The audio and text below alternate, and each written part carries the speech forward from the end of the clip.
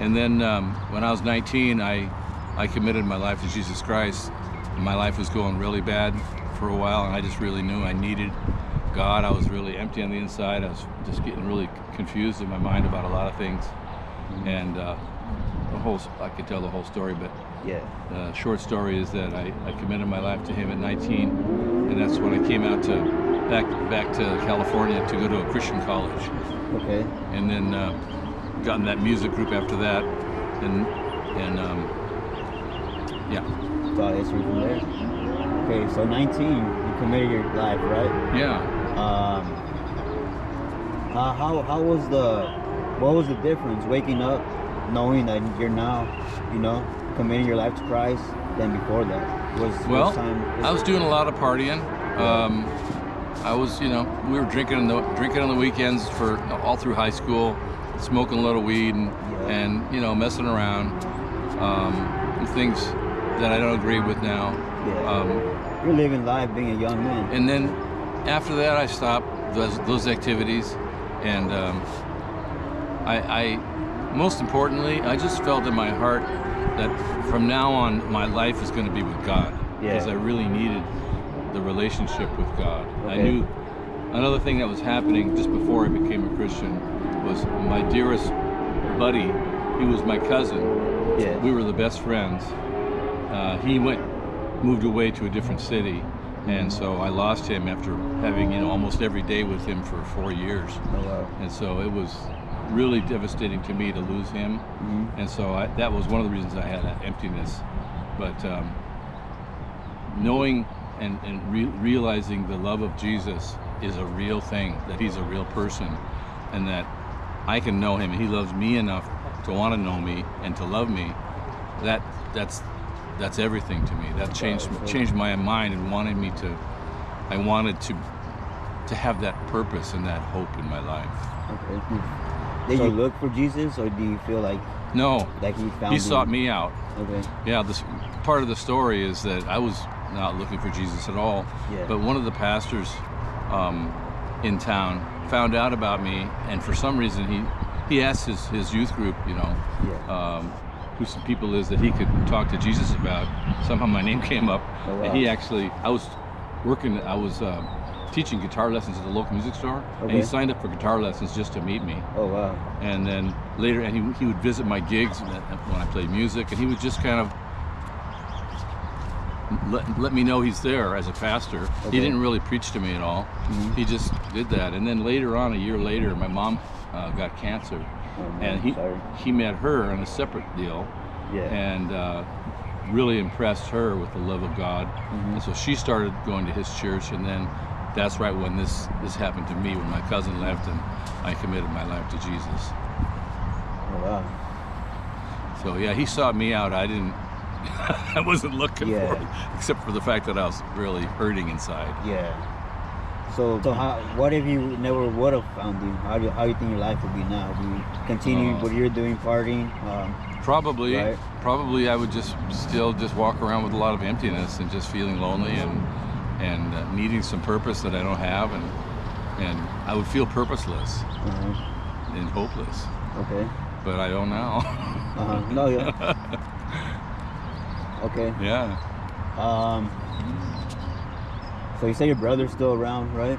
He lives in Minnesota. Is he also a follower of Christ, or is he? Yeah. In fact, crazy thing is that pastor that led my whole family, led my mom and I and my dad to the Lord in South Dakota.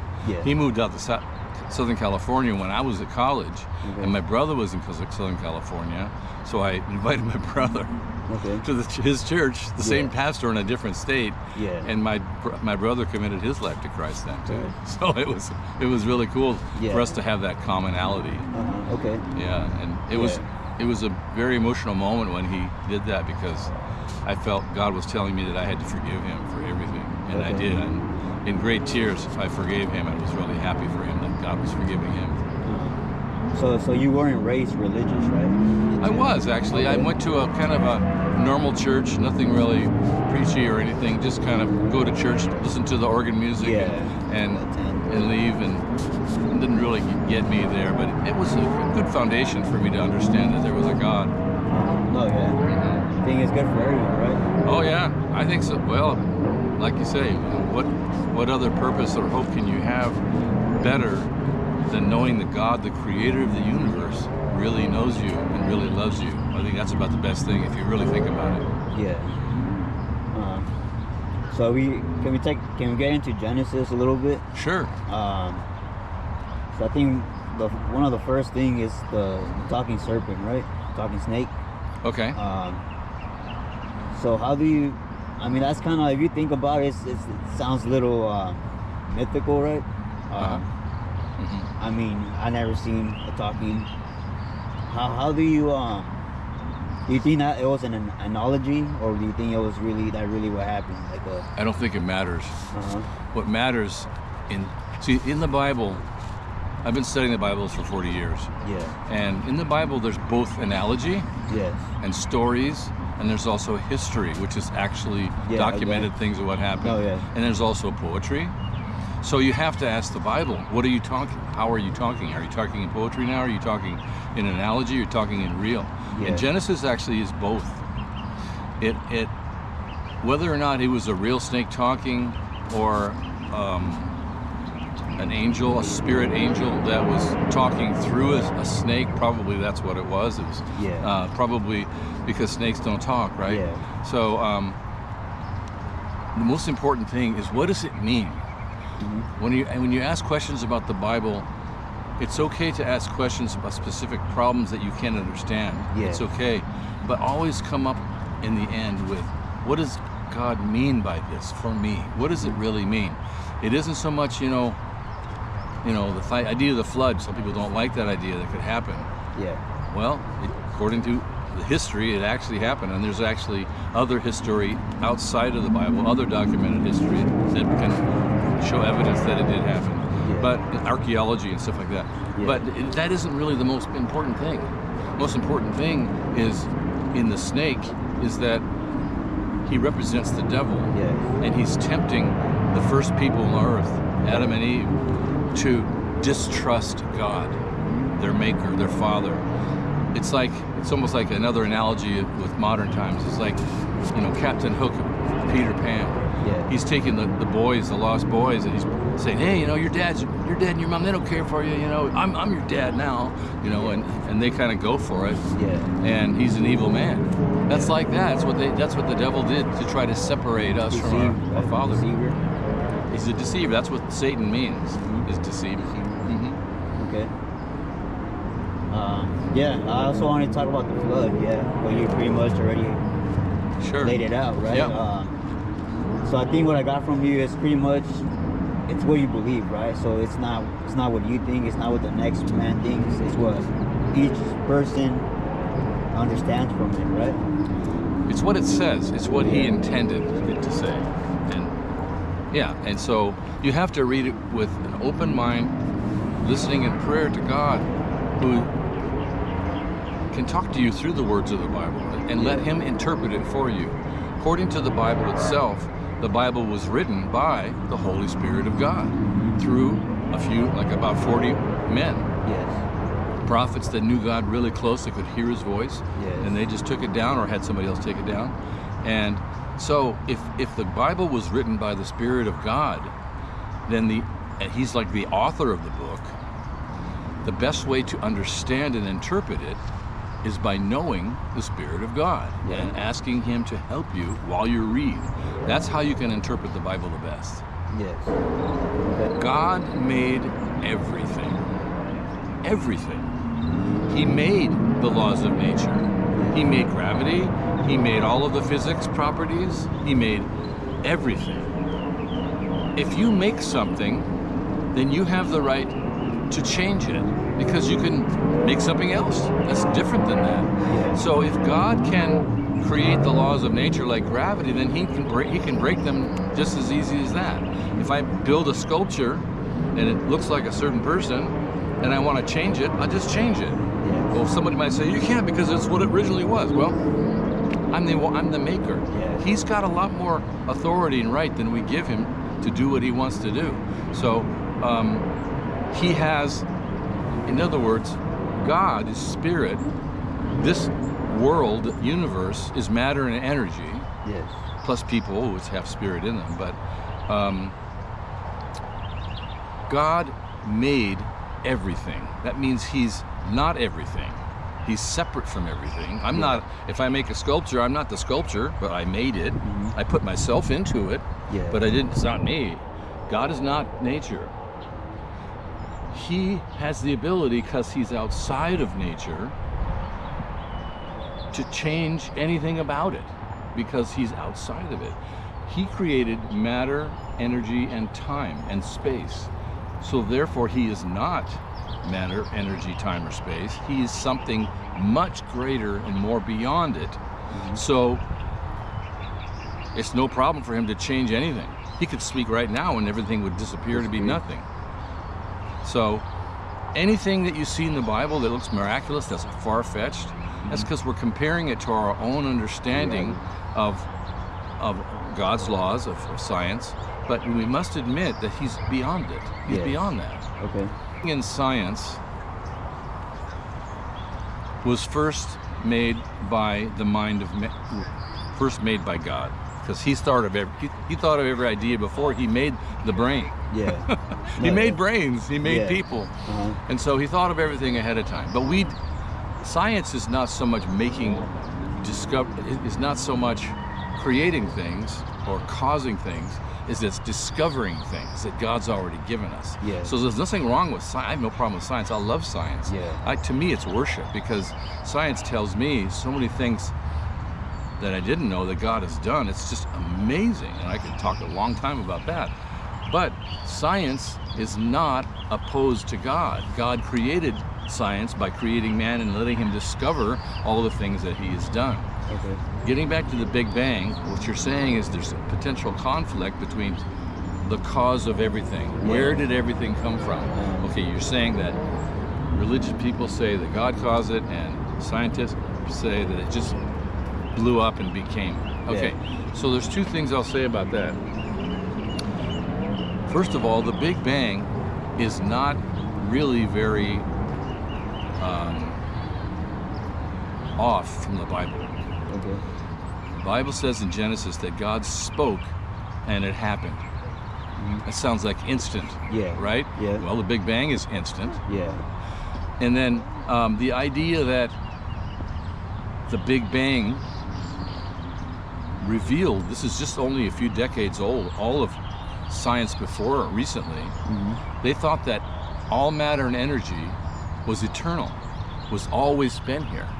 Okay, now 90% of scientists say no, matter and energy have not always been here, and there's proof with that by studying astronomy and physics and stuff that there was a beginning to all of this. Okay, the fact that there was a beginning sounds like the Bible. In the beginning, God created it. How he did it is another story. We don't really know that. But okay, so I don't have any problem with conflicts with science and the Bible. It's possible, and there are so many ways that man can twist words and make up ideas intentionally against the Bible to try to, for whatever motive they have, maybe they, whatever. There's a lot of stuff that's been written against the Bible. There's tons of it all over. It's been going on for about 100 years at least. Lots of writing against the Bible. So you have to decide, what is it that you're reading, and what is the purpose of what you're reading? What is the intention of the author? Are they trying to sway you away from God, or are they trying to give you truth? That's something you have to think about. So, I don't have a problem with science. I love science.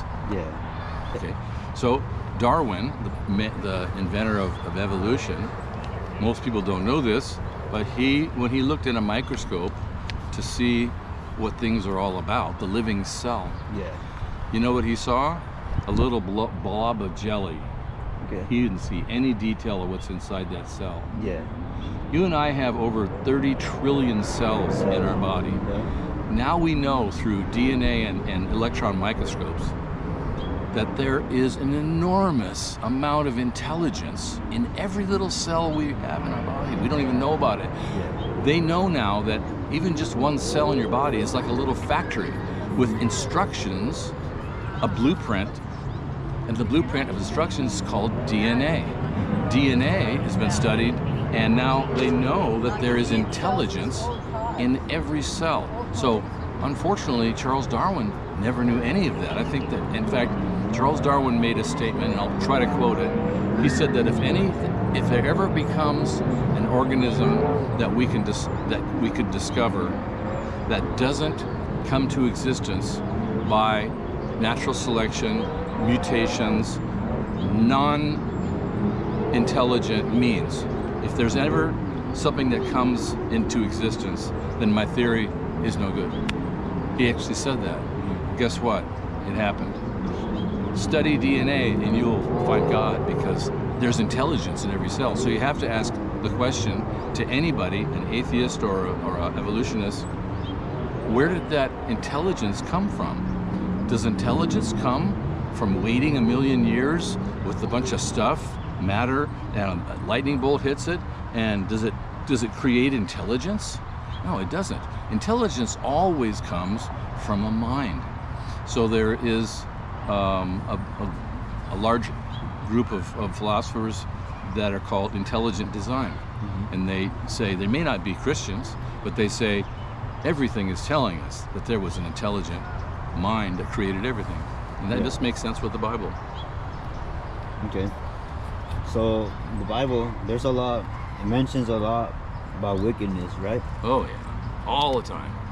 So why is that? Why Because people have unfortunately agreed in the Garden of Eden, the first people agreed to distrust God.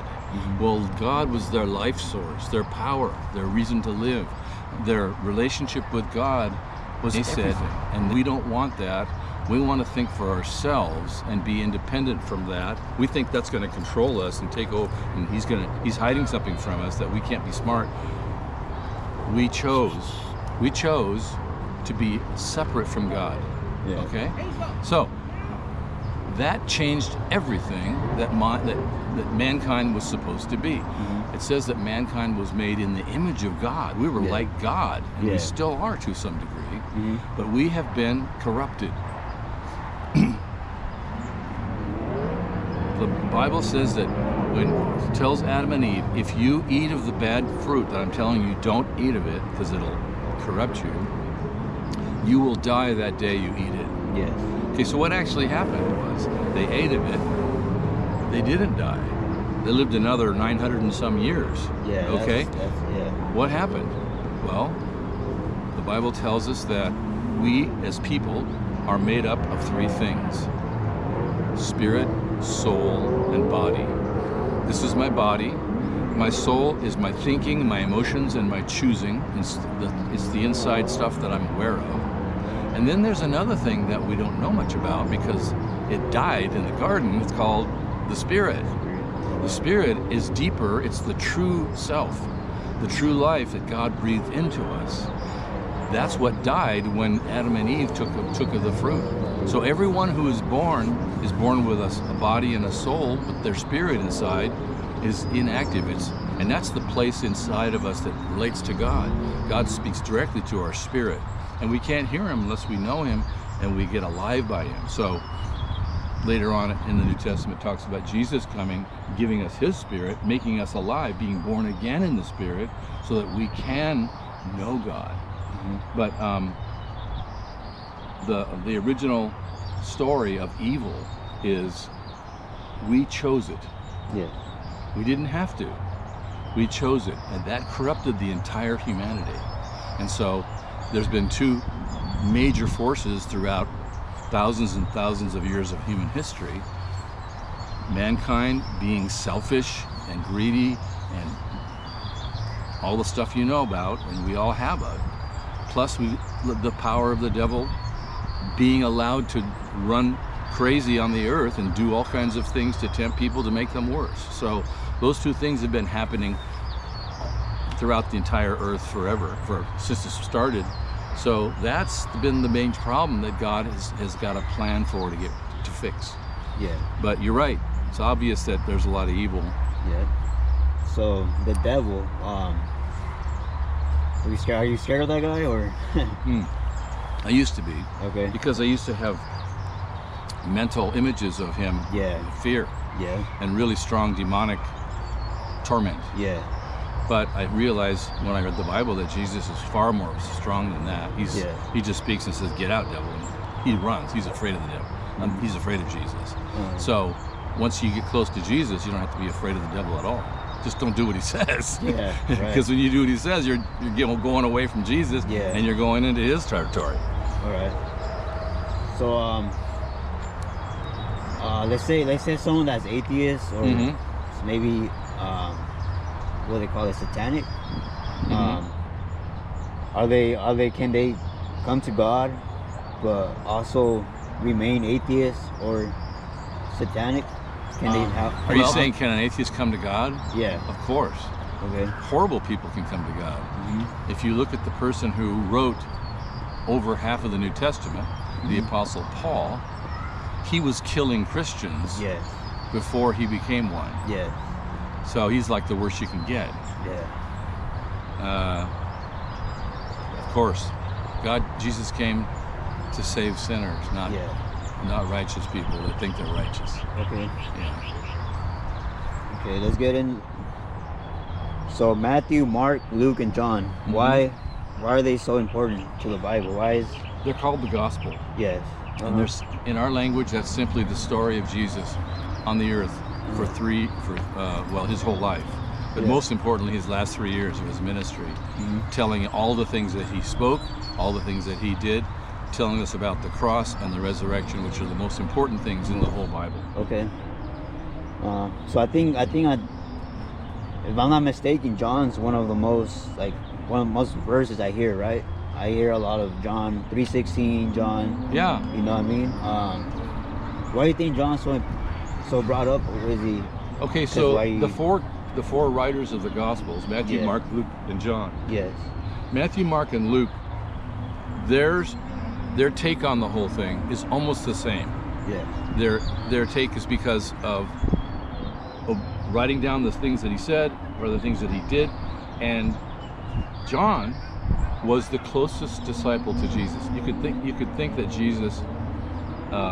that John was Jesus' best friend. Okay. And so when you have a best friend, he's going to have a different take on your life than just another person. So John is giving you the story of Jesus from his own perspective in a very intimate way. And so it's very powerful, and I love the book of John. Okay. And he gives us things that the other guys didn't say because he was so close to Jesus. Okay. So that kind of follows to my next question. What's one of your favorite books of the Bible? I think John is my favorite. I love the Psalms. I love Colossians. I love Genesis. I love it all just because it's God's word, but some of it's really boring. Like the genealogies. Well, Job begat Mary, Job begat Sam, and then he has a big long list of things. But that just shows that this important thing is at least that's a history of the Israel nation. But anyway, it's important to know how to read the Bible. You have to read it starting with like the book of John or the book of Matthew or Luke or Mark, so that you get the basis, the most important things up front. Important. Okay. Well, the Bible tells about probably hundreds, maybe thousands of times that he healed people. Lame people. He would just they were everybody knew this guy has been there for 20 years at the gate begging for money. Boom. He gets up. Jesus healed him. Mute and deaf. He couldn't talk and couldn't hear. Jesus touched him. Boom, he could hear. Literally raising people from the dead. There's two instances in the life of Jesus. One was a funeral where a widow who didn't have a husband lost her only son. And during the funeral, they're walking by and Jesus was right there, and Jesus stopped the funeral passing, and he told the woman not to worry about it. And he touched her son, and he rose from the dead out of the death. And the same thing happened to one of the Jewish leaders had a daughter, and his name was Jairus, and his daughter was also dead, and he went up to the room, touched her, she got up. So anything you can imagine Jesus can do. No, yeah. He's God. He's outside of all creation. He's way bigger than everything you can imagine with physical science. He's just so much bigger. He can do anything he wants. Okay. But why did he do it? Why did he do those miracles? Almost always the Bible says the reason that he did the miracles is so that people would realize his authority when he spoke. Yeah. So that people would listen to what he's saying. It isn't just a show. Yeah. It isn't just, wow, he's a great magician or something. No. It's showing that he's God himself in the flesh. Yeah. And therefore you better listen to what he's saying. He's saying some very important things for every one of us. So everyone needs to listen to the words of Jesus in their heart and really ponder them. Yeah, I suppose. Okay. And the words of Jesus are found in Matthew, Mark, Luke, and John. Yeah. Jesus read the Old Testament scriptures all his life. Yeah. Especially the ones about the Messiah, which is what the Jewish prophecies predicted would come. The Messiah would be a man who is God, who's going to lead the whole world and save everyone from their enemies and lead us to heaven forever. Jesus knew what had to happen to himself. Yeah. From the book of Isaiah, chapter 53, it says about the Messiah that he was wounded for our sins and he was pierced through for our iniquities and transgressions. That's the main job that Jesus had on earth, was to die as a substitute for all of mankind, because mankind was sinning, wanting to distrust God, wanting to be far from God. That's the greatest sin you can have. We needed to be rescued from that guilt and that condemnation that we had before the heavenly throne. Yeah. Is that we're basically criminals to heaven. We needed a substitute to take the blame for us. Yeah. This God knew as a plan. Before he created everything, he had a plan. He knew ahead of time was going to happen. Jesus knew he was going to be the substitute for all mankind, to take the blame for all of us. He knew that someone was going to betray him into the hands of the Jewish leaders and the Romans, and so he allowed it to happen. He could have not. He could have just called down angels and said, all right, take these guys out, and they would have blasted them. He let it happen because he was humble, willing to obey his Father to fulfill the prophecy of the Messiah. Okay. Why? Like, why do you think Jesus? Why does he forgive? Yeah. Why do you think? Because he is love, and he loves people so much. He sees that they're trapped in their sin, and he wants to rescue them from their guilt of their sin and the condemnation that we deserve. He wants to rescue us out of that. And so the only way to do that is to die for us and be. In other words, God is both loving and he's justice too. So he has to be both. If he didn't have any justice, he could have said, oh, let's just let everybody off the hook. Come on in, Hitler, whatever. Just come on, join the party. Everybody just keep doing what you're doing. I don't care. You can keep killing people. Let's just keep forgiving you. That wouldn't work because there'd be no justice. On the other hand, if he was only just, everybody would be in hell. And forever, because we don't want God. If we don't want God, we get what's left over. God is everything good. What's left over is everything bad. So we need a God who is just both love and justice. That's what Jesus was. In the book of Romans it says it. He was both just and the justifier of anybody who believes in Jesus. So God forgives because he loves us. And the way he did it was not just to say, oh, you're off the hook. He sent his own son to pay the penalty, to show us that he loves us, so that our hearts can be changed and can go, oh, wow, he loved me that much? He'd die for me? That's crazy. I want to get to know that God, and I want to receive it. I want to believe in him. Long time to get over it. But God does say, if you want forgiveness, you must forgive. So I was and so that's one of the rules of Jesus. So is it a that sin? If you don't Go ahead. Is it a sin to not forgive someone? Yes. It's one of the worst. Because then you're saying, I'm not going to forgive, but I want God to forgive me. Yeah. It's like, that doesn't make sense. Yeah. You have to be just as forgiving. And so that mother and dad have to pray and say, please help me. Yeah. I want to forgive this person even though. So how do you forgive someone that's like hard to forgive? Is it you have That's to how you have to get prayer. Christ? You have to go to get prayer and talk about it with God. Have a good hard talk with Him. And yell and scream and cry and be angry and get it out. It's your emotions. I'll tell you a secret about how to forgive very difficult problems. Mm-hmm. Imagine you're standing next to Jesus when He's dying on the cross. You're standing there, He's dying for the whole world. Imagine the person that hurt you, whatever that was, is standing there next to you. Yeah. Jesus is looking at you and that person. Jesus says to that person, I forgive you for hurting one. And now you have a choice. Will you agree with Jesus or disagree with Him? Will you trust Jesus that He can help you to forgive that person? Not because you can, because you can't. It's too hard. But you can see the power of Jesus' love that can do that. If you just agree with Jesus, say, okay, I'll let go. That's how you do it. That's deep. Alright.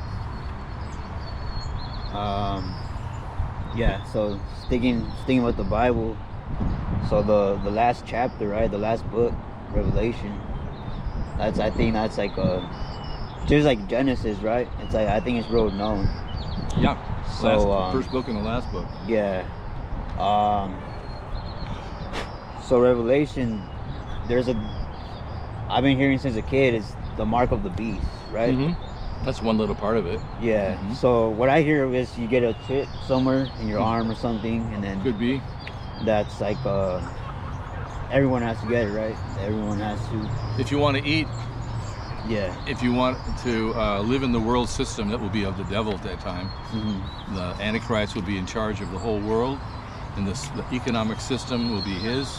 Yeah. If you're not joining the devil, you gotta find another way to eat, and that's called trusting God for miracles for your life. And that's what I'm being taught every day. Trust God for miracles for your life. Learn now so that if that happens, you won't take the beast, because if you take the mark of the beast, you're going to hell. Because it means you're joining the devil. Yeah. Do you feel we're in the Revelation right now? I think we're close. If not soon, who knows? Jesus can come back right now. I don't know. Nobody knows when He's coming back. So the Antichrist is the. Oh, I'm sorry. Go ahead. No, go ahead. So the Antichrist is the fake Messiah, right? Mm-hmm. He's going to pretend to be Messiah. And deceive many, many Christians even. Do you feel it's gonna be like how the Bible says, like Him actually come down, or do you think it's gonna be through? No, like, it's gonna be some world leader. Yeah. Yeah. I think. Yeah. You live by the sword, you die by the sword. It doesn't matter how long you live on the run. You got a fake man, you can't box with God. I can see his eyes clear as he started to cry. I gotta let you know God can change your life. You do it for me, you do it for you. God loves you, won't you give him a try? Yeah.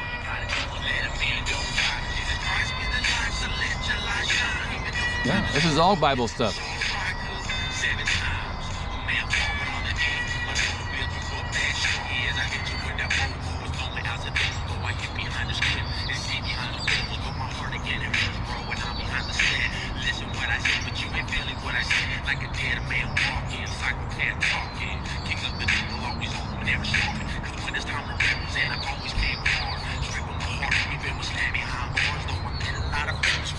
Yeah, that whole verse back there was Bible stuff. And there's more, you know, mm-hmm. But he kind of loops in and out to get that little verse in, you know. Sure.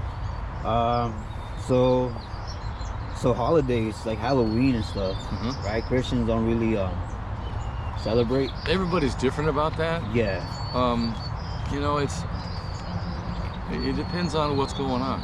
Yeah. You know, raised 3 little girls, and we went to Halloween in our neighborhood because we knew the neighbors, and they were all nice people. Yeah. Yeah, free candy, man. Why not? It'd be fun. Yeah. Right. But we don't get into the messages of Halloween, of death and Satan and stuff like that. We just, you know. But another Christian might say, no, you should avoid it all completely because it's talking about Satan.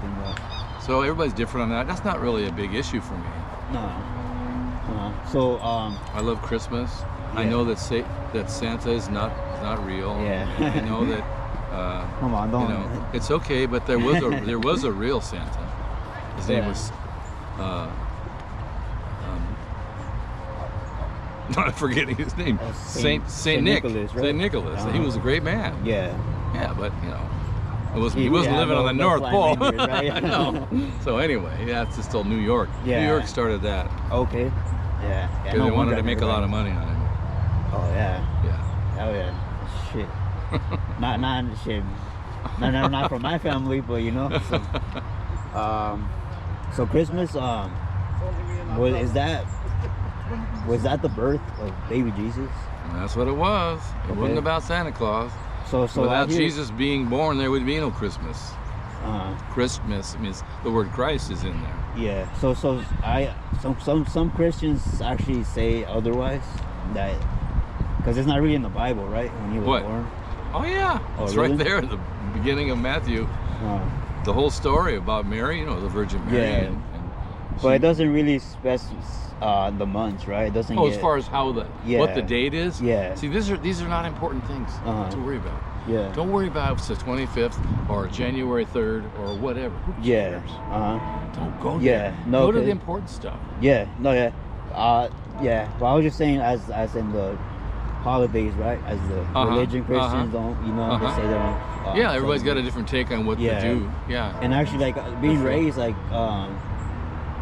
because you in school you could kind of tell like the Christian kids, right? Yeah. Like especially the girls, they wear like the longer skirts, and more then modest. the kids like always never shorts. So I had a few friends who were Christian, even in like elementary and stuff. And when it came to the, you know, making like drawing the little, you know, cards for your parents, whatever, they always you know, they always participated. It was never like, and I never heard like their parents like complaining, right? It's not a big deal. Yeah. As long as there's something, you know, good in it. Yeah. I mean, everything that's of joy and peace and good things, that all came from the birth of Jesus. And then everybody made money on it. Yeah. Right? Well, that's their problem. Well, yeah, but we can still enjoy the truth. Yeah. For the sake of the talk, there's people that are hard believers, are hard against that, right? Christians there are some. Like, okay. I don't mind that though. I still love that person. No, that person can still be going to heaven just because they believe something weird about Christmas. Yeah. Say, oh, I don't want to ever touch Christmas. That's not a problem. It's not like a great sin. Yeah. Okay. About other books, like the Book of Enoch. Have you heard of that? Yeah. So I actually have it. I bought it, but I never read it. I read little parts like that kind of intrigued me to it, like the giants, you know, stuff like that. Nephilim. All that. How do you feel about that? Do you feel that? Okay, so there's many books that are not in the Bible that are written either during the Bible days or after, many hundreds of years afterwards. Some that make comments about the Bible, things that sometimes are interesting and sometimes are very untrue. Yeah. And so, I personally don't like to spend a lot of my reading time on stuff that is not as important as the Bible. I want to take my time and use it wisely with the important stuff. Yeah. It's like I said about, you know, what Christmas day is, the 25th or the 3rd, whatever. I'm not going to make a big study on that because it's not going to pay off in my life at all. It's just going to make me think I'm smarter than everybody else and divide me. So that's the way I feel about all the extra books that were written. Yeah. Enoch, Gospel of Thomas, Gospel of Mary, Barnabas, all these other ones that that talk about Bible things. And they may make some good points and stuff, and they may be interesting to read, but I don't need them, and I don't want to spend my time with those kinds of books. Yeah. And the other reason is the Bible, when you study how the Bible was formed, it's called the canon. The canon is taking all of the books that could be in the Bible and choosing the right ones that God wrote. And the many scholars for thousands of years have studied this. And the original church fathers, the ancient ones that were right after Jesus, they're the ones who decided which books were going to be in the final Bible. And they had a lot of meetings about it, a lot of prayer about it, and they were prophetic, godly men who studied it so much that they realized that some of these books, they're not saying the same thing. For example, the Gnostic Gospels. The Gnostic Gospel has a belief, a very important thing, regarding who is Jesus. The Gnostic Gospels say that Jesus is a created being, that God created him like he created man. Nowhere in the Bible does it say that. It says in the Bible that Jesus is the eternal God, this eternal Son who has always lived and always will live. But he became a man for 33 years through the Virgin Mary, and lived, and then he went back to his eternal state of being the God-man. Jesus is also still a man now because he became a man, but he's also God. He always has been God. And so that's one of the biggest things about what we believe. What we believe who Jesus is makes the difference for everything. Because if he's just another guy, another prophet, I'm not going to treat what he says with much, I mean, maybe he's wrong about some stuff, you know. But if he's God, he's 100% right, so I can trust it. All right, we on. All right, we're back. Yeah, we're back. New batteries. All right, so we were talking about, I believe, the other books, right? We finished talking about the other Book of Enoch and all that. Well, Enoch is mentioned in the Bible. It doesn't say much about him, but it's really cool. It says that he walked with God. I mean, he's devoted, like you walk with your wife all your life. He walked with God so close that God took him to heaven without him dying. Wow, the guy didn't have to die, at least at that point. But the Bible's amazing, man. It's, you know, I mean, everyone reads it, you know, different people, everyone. Well, it's changed the world. In many ways, in good and bad. People interpret it wrongly, and they do wrong things because of the Bible. They use it for their own selfish means, but it's changed the hearts of billions of people to good things. And I'm one of them. All right, let's see. So Revelation, that was the end of it, right? That's the end of the Bible. That's the end of it tells the you Bible. how time is going to end up. Go ahead. Are you afraid of the end of time? Are you? Well, not real. Yes and no. Okay, the thing I'm afraid of, which it's okay to be, dying, is that I'm a devoted Christian. And you know what Jesus said to his disciples that no one wants to talk about?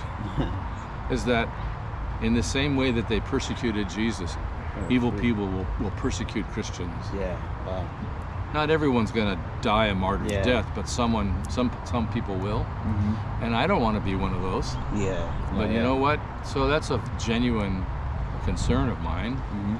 But I'm praying about that, and I'm asking God that he would give me the strength if that ever happened, that I would never deny him, and that I would stay strong even in the midst of torture or something like that. I don't want that to happen, but if that happens, I'm I guess a little bit afraid about that. But I know that God will be faithful to me because he's always been faithful so far. So that's the only thing I'd be afraid about. Everything else in Revelations is absolutely wonderful, because the book of Revelations, if you look at the very first few verses of it, what is it about? It's not just about all of the hell that's going to come to earth. It's about Jesus coming back. He came the first time to save the world. He's coming the second time to rule the world. He's not just going to be the nice lammy guy. He's the Lamb of God, but he took away the sin of the world, and he still is. But he's going to be the lion. He's going to take over. And so he's going to give everybody, this is why it takes a long time for him to come, in a way, Yeah. is that he's giving everybody a chance to want God and to say, God, I want you in my life. But there will be many, many, probably millions or more that will say, I don't care about Jesus. I don't care about his love for me. I don't believe it. I think it's a bunch of whatever myth or whatever. I don't want God in my life. I don't care if it's a creator who made me. I don't care that he's given me all the good things that I have. I'm just going to forget about him and say and distrust him, and I don't care. I don't want anything to do with God. And there are many, many people that are like this. They will not have heaven. They will have hell. And if they're living during the time of Revelations, there's going to be a lot of bad stuff happening on the earth, as you can read. Yeah. And there's not going to be any protection for them unless they want God. And that time of the testing is going to be there so that they can decide, yes, I do need God. Yeah. Okay, so someone that needs God and that's looking for God and that's praying every day, every night, but they're not finding anything, right? What do you have? They're not finding anything. Yeah, they're not seeing no signs. They're not finding God, right? It's what do you have? Should they just keep on praying? What should they do? Absolutely. Pray. I guess. What else are you gonna do? You're gonna make up some other God or something? You can't do it. You got to go with what's there. If there's a real God, then you keep going. Yeah. If you don't feel him, so what? God is not going to give you everything that's just going to feel right. He's going to wait for your choice. Yeah. It's not so much your emotions that matters, it's your choosing. What you choose, you will do with him. Yeah. So, I mean, I can have my wife, maybe she rubs me the wrong way sometimes and says something to me that hurts me. Yeah. And I feel horrible. What am I going to do? Just leave her because I feel bad? No. I'm going to say I love her, and I'm just going to talk to her about it and get back in a relationship. So if you have a problem with God, talk to him more. Read more of the Bible. Find out and talk to people that know God and to ask him questions. Why is it that I'm trying hard and not getting what I want, Well, sometimes it takes time. God uses time, and he knows the strategy of what he's doing to try to help you to get close to him and to be a kind of person that's like Jesus and is going to be more loving, more forgiving, more trusting of God.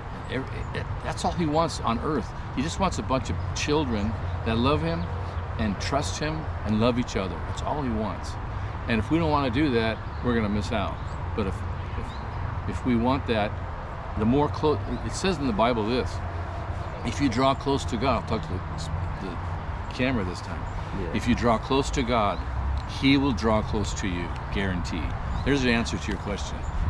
It might happen that you'll go through a time when you don't feel God at all. Yeah. You just keep going, because you're going to find him. Yeah. Okay, so here's my story of how I got my job as a recording studio producer and how I got a family. 1995, 31 years ago, my wife and I were both working, paying the mortgage, and we both wanted kids, but we really wanted a stay-at-home mom for the kids, like we were raised. Okay. So that means that I had to double my income, because she's going to stay home with the kids. I got to double my income. Well, I don't know how to do that. I'm a musician. I can barely make what I make. Yeah. So I was freaking out about that, going, how am I going to do that? I can't. So we waited on kids for a long time because I couldn't make the money. Yeah. Well, one time I was praying and God spoke to me and said, hey, what about kids? I went, I don't want to talk about it. Let's just forget about it. I'm afraid. Yeah. But he kept asking me, what about kids? What about kids? So I finally realized God had something up his sleeve, whatever. And this is God who's talking. So I said, yes, I'll do it, whatever you want me to do. Yeah. And I said, I'll do the kids, but you got to do the money, because I can't. Yeah. Okay, so we got pregnant with our first kid, and 4 months into the pregnancy, I got laid off from my job after 14 years working at the music store down the street here. Oh, wow. And I had no money coming in, so I was kind of shocked. Yeah. But I was also kind of hopeful because something's happening. I wasn't doing anything. Yeah. So I had a choice now what to do. What am I going to do? So I thought, what do I want to do? I always wanted to work at a recording studio, and so I asked a friend if I could work at his studio. Yeah. And he said, no, but I'm selling my gear. You could buy it. And I went, well, that's a lot of money. I don't know if I can do that. Yeah. But as I was praying about this, I had some savings, and I realized that I could afford the equipment. Yeah. And I just decided that there's going to be downtown Ventura. hello. So I had the opportunity because I had some savings to do this. So I finally just said, I'm just going to trust God to do this. Mm-hmm. So I had about $14,000 in savings, and I spent $12,000 of it on recording equipment. Wow. Started a recording studio in the second bedroom of our little home up here. Oh, cool. And I started getting calls. People started doing albums with me. Oh, wow. And I just started paying the bills. And this was all his Christian music, you said? Just anything. Oh, it was just music. About half of it was Christian, but anything, I didn't care what it was. It was paying the bills. And so I just kept doing that, and I had a blast. I just started doing my favorite job I ever wanted. I learned how to do it, and we raised three girls on that income. Isn't that a miracle? No, yeah. How did I get those clients? Because God just sent them, every one of them, and He still does. So then, thank you, Lord, You gave me a family, and You gave me my best job because I trusted You with all my money and my life. He's so good. Yeah. He's always faithful, always comes through. Then, 5 years later, I was having a good time doing it, and God spoke to me again and said, go build a studio somewhere else. I want the house for me, for school and stuff. So I said, how can I do that? I have no money. I'm just living month to month now. I don't have any savings. And so he kept asking me, go build a studio, come on. I went, okay, this is God. What am I going to do? Okay, I'll do it. What do I do? Yeah. And so as soon as I said yes to that, my wife got a check for $10,000 from her aunt, who just wanted to give her some money. I just went, well, there you go. Oh, wow. So we built a studio up in Oakview, and I've been doing this for 26 years. Oh, wow. There. Am I a happy guy? Do I know where my money's coming from? It's not just because I'm good at what I do and because I have a business. It's because God sends me people all the time. I'm blessed. Yeah, you're blessed, man. That's amazing, especially. That's Mountain Dog right here, MDM recording. Oh yeah. Let them know. Have you ever worked with any like artists that made it, top? No, not really. I worked with that actor Jason Segel.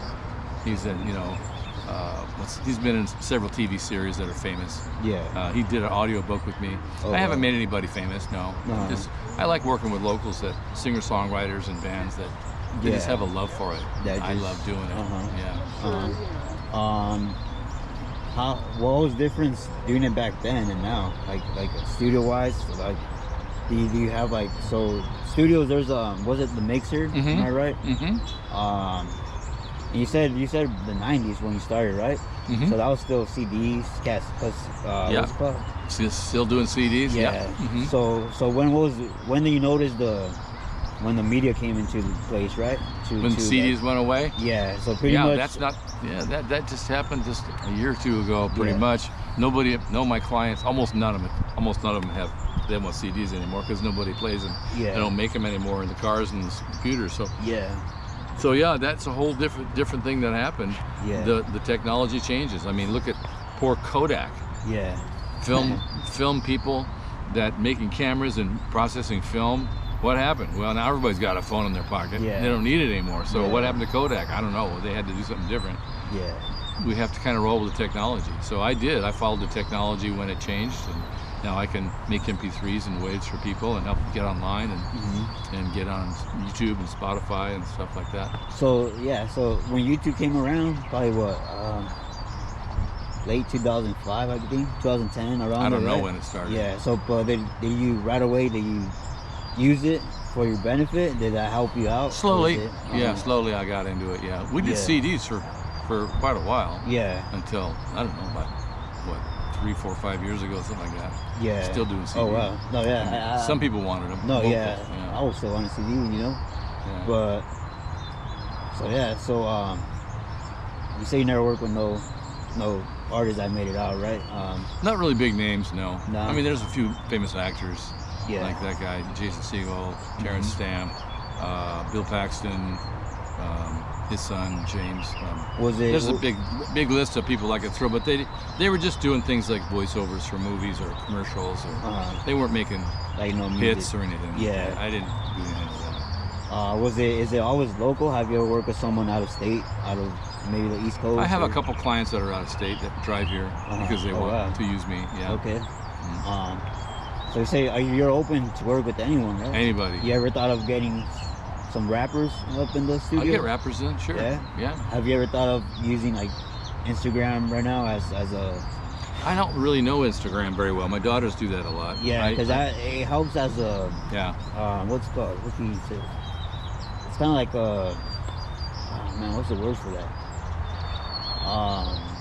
What helps you kind of good sales, and marketing and promotion. Yeah. I can't think of the word, but it helps. Social media helps. TikTok helps. Advertising. Yeah, there you go. Advertising. I suggest you do that. You know, especially you rep your that's your studio. You know. I suggest you make an Instagram, and I think it will attract people. They see you're working. You can post a few. I could get beats, into that. You know. Yeah, I've done a lot of YouTube stuff. I have a YouTube channel. Okay. If people want to go there. Yeah. It's you go to YouTube and you type in Producer Guy 1. Okay. No spaces, no capitals. Producer Guy and then the number 1, and you'll see all of my. I co-wrote a lot of songs with one of my co-writer, and a lot of really positive, good music. Yeah. How important is music to you? Well, I've been doing music since I was 11 years old. I've been employed in a music-related job my whole life. Yeah. And so it's been mostly my job, but I love music. I've always loved it. Is it like you listen to it like 24/7? No, you know, I've listened to so much music. I'm 72 years old now, and it kind of gets old, honestly. Yeah. I kind of want to hear some new stuff that I like. I like creating my own music, though. Yeah. And yeah. So is there any producers you kind of like that influence you, or is you just just music itself? I look at a lot of YouTube videos. I don't know the guys' names, but I like to look at engineers and producers on YouTube and pick up tips from them. I always like to learn more. Okay. Yeah. All right. So I think one thing I want to ask everyone that comes into my my vids is like what's something important that you need in your mind every time you wake up to have a good a good day and have be positive, I guess, Yeah. So I mean, what's maybe not a verse, but what's maybe like a saying or you know what I'm trying to say, like what's some words? Good advice for the day. What's some words someone could wake up to and tell themselves, maybe in the mirror, you know? Yeah. So they won't. You know, the big question is, what are you doing here? Yeah. What are you doing? Why are you alive? You know, are you just a monkey that got a bit better? Well, then go be a monkey. You know, whatever. No, you're not a monkey.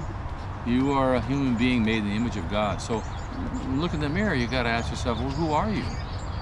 Well, you're a lot of things because you made a lot of decisions in your life, and so whatever you decide, that's kind of what you become.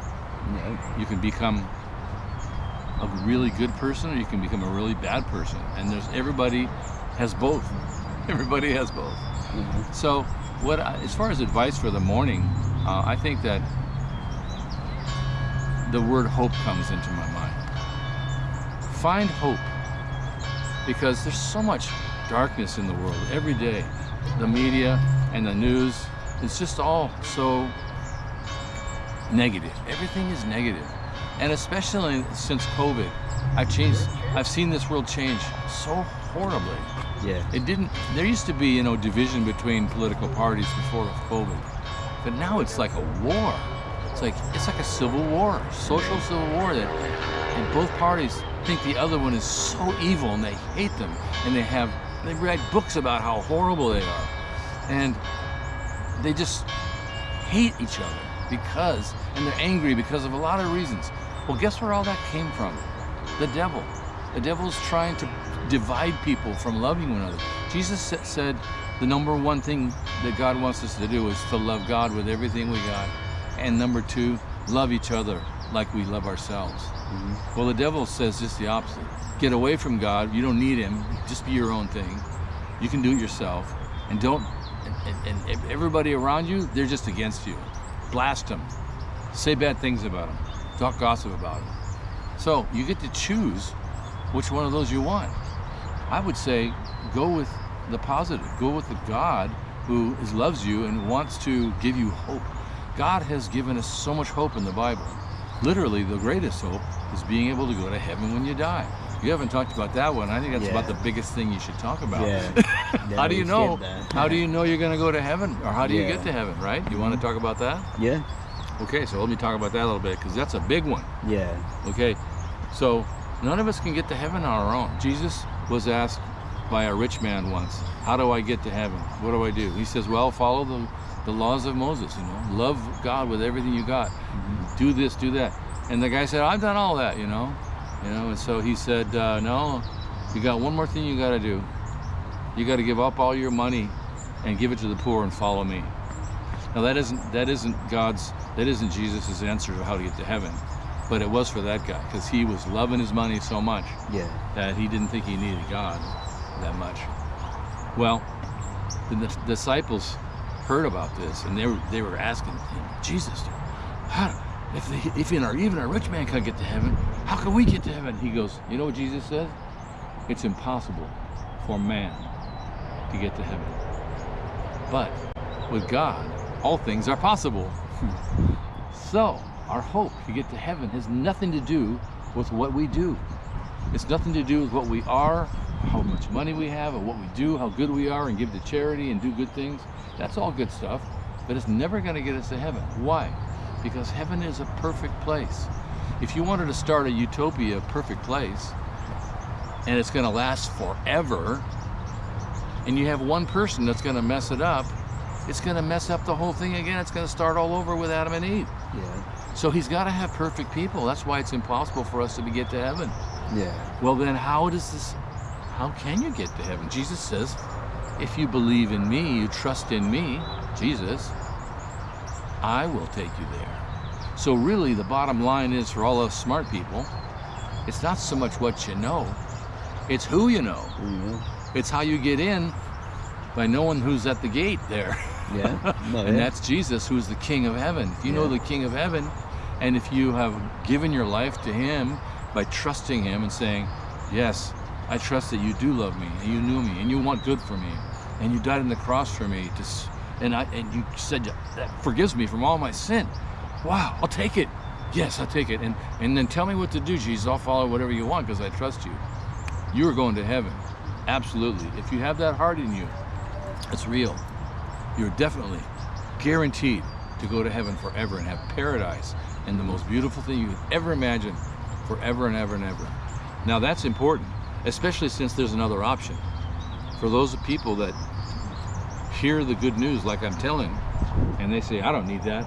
I'm okay with the way I am. I don't need God. I don't think this is all true about holy God or heaven or whatever, and hell. It's all just a bunch of myth, Well, you can choose that. You can choose to believe that, but you're going to be believing a lie from Satan, who's speaking whispering in your ear, saying this is a bunch of bull. Yeah. Well, it's not a bunch of bull. It's right out in the Bible. It's a historical document. It's been proven to work for billions of people, and it's true. If you trust Jesus, you will go to heaven. If you don't want him, God will honor your requests. He's not going to force you. He's just, unfortunately, with great grief, he's going to let you go without God. And that's what's left over, all the bad stuff. Forever, unfortunately. It's a horrible thing. Yeah. But it's a beautiful thing if you trust him, and you can. So just do it.